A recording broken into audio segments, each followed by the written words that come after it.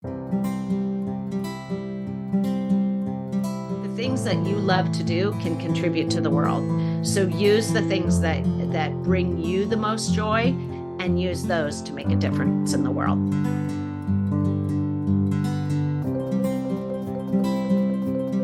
Can you please introduce yourself and tell us about your current position at Stanford and what you do?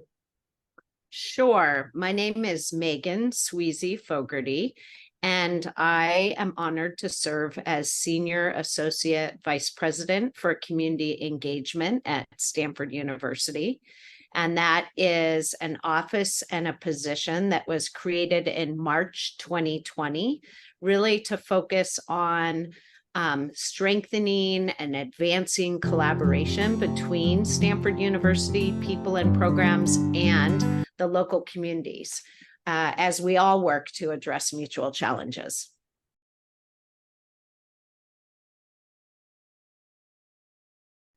And so, what are some of your current community service initiatives at Stanford? Yeah. Stanford is a huge global research university. So service is happening everywhere. We have 2 hospitals where patient care is delivered.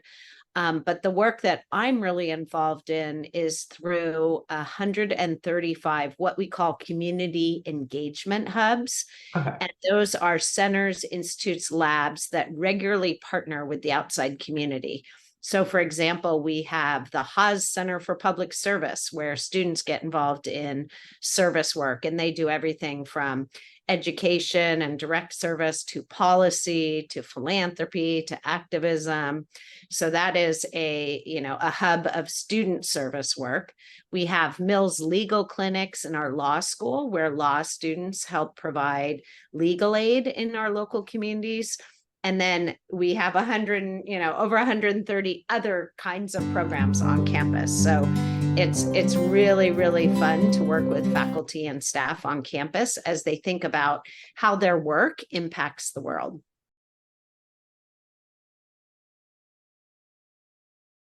Are there any specific examples of impactful initiatives you've been a part of? Yeah, absolutely. So let's see, during COVID, our Stanford Medicine really focused on providing really important information regarding what was happening with the COVID-19 pandemic.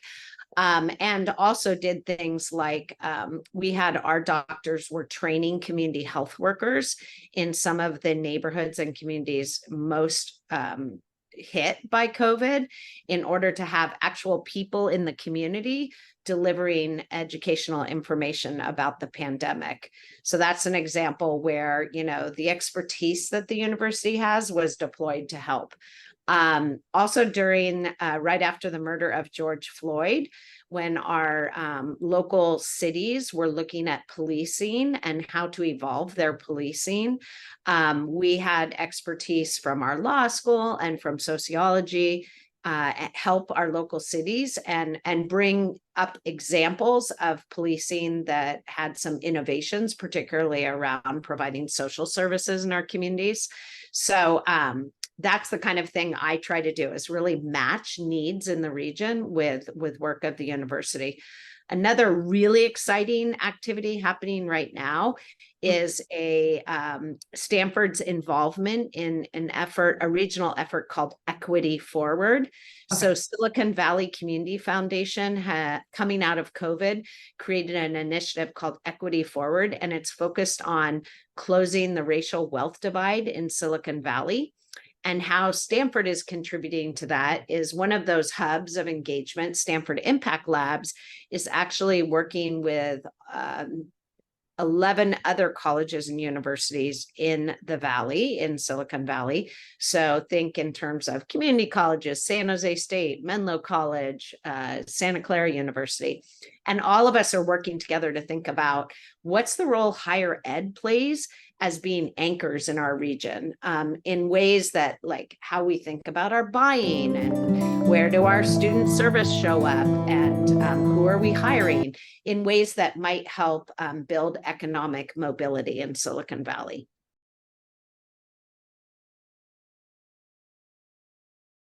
Can you walk us through like your career journey briefly and some key milestones like that led to your current position now at Stanford? Yeah, so I would go all the way back to Pally. One of the things that I did most in high school was community service. I loved either helping with things on campus like Spirit Week, to being involved in things like Key Club that did regular service out in the community. And I really found that that's what brought my heart alive. So when I went to Stanford, I was also very passionate about literature. I loved English in high school. And so when I went to Stanford, it sort of was natural for me to go into both being a major in English and also majoring in the social sciences. So I majored in psychology and English.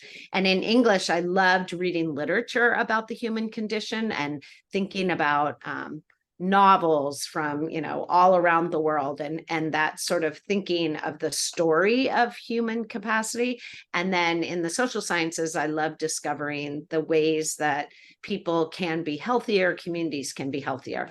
So when I graduated, I thought I wanted to become a social worker or go into public health. Both of those were very passions of mine in my community service work.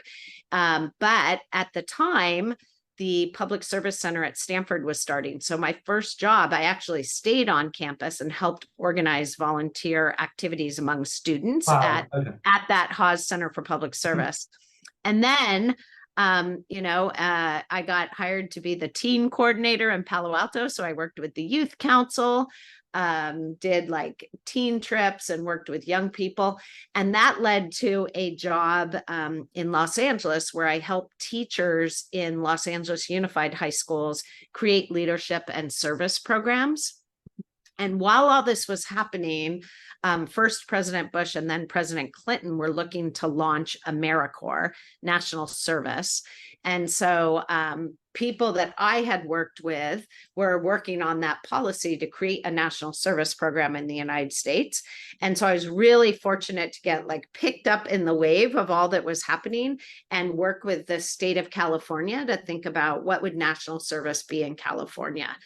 And so like all that is to say that doing really good work, whether it's doing service work in high school or good work in those first jobs and helping contribute to organizations and institutions doing good work, really helped brand me as someone who loved the work I did, but could also do good work and take feedback well and learn on the job. And so it really, in my life, every job has led to another job. But I have to say, it all kind of started at Palo Alto High School. So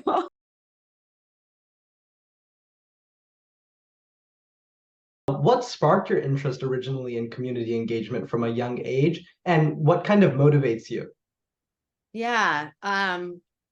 Well, my own father came to California from the East Coast. His whole family was from New York, and he came to California because he was stationed in the Army.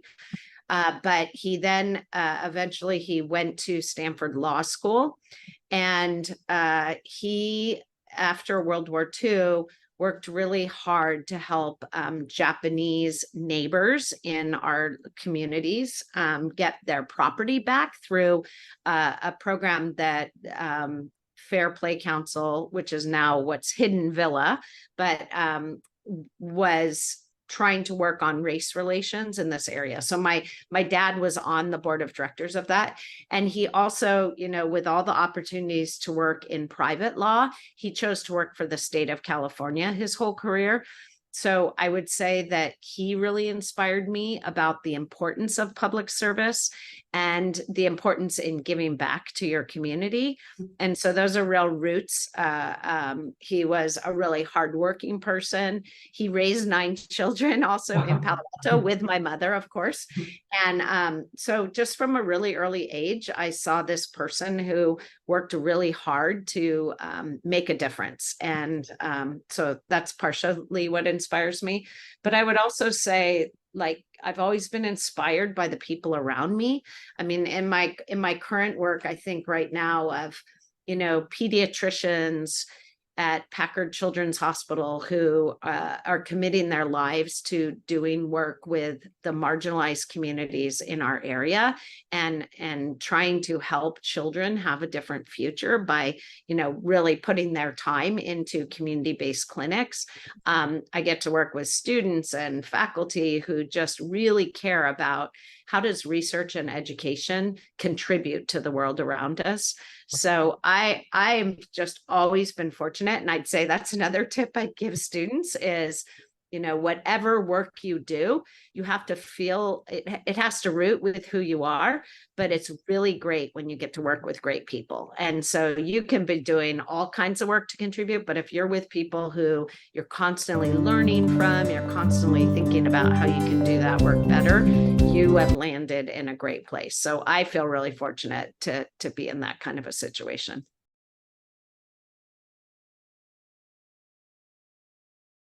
So in your career, how did forming connections and mentors throughout your career kind of impact your growth and contribute to your success? Yeah. The one thing is when you meet people, whether that's a teacher, I am still in touch with some of the teachers I had at Pally. Wow. Who were the people that like wrote my letters of recommendation when I was going to college.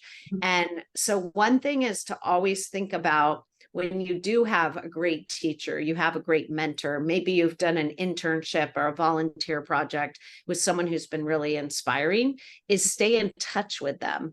Because A, they may come back into your life, but B, they're kind of this support group for the rest of your life and your career. So for example, one of the people that I work with at Stanford is Jeremy Weinstein, who's a political science professor at Stanford. And he has created something called Stanford Impact Labs, which really takes social scientists and has them do really good work in the world. And I first met Jeremy Weinstein when he was a middle school student, and I was the teen coordinator and then the staff person with the Palo Alto Youth Council. And we stayed connected because he was just an amazing person even when he was in 8th grade. But today we work really closely together. And now that might seem natural that we would have reconnected at Stanford anyway, but I think a lot of our work is rooted in that we've stayed connected. So, advice I would really give to students about those mentors, they might be your peers, they might be people you get to serve with in the community, they might actually be the people you serve. They are the teachers, right? To stay in touch with them. And especially in our world where we have email, texting, it doesn't take that much to just once a year think about those people and send them a paragraph saying, hey, here's what I'm doing now, or some of the things that connect back to what I did with you, because it will make a difference having that group of people in your life.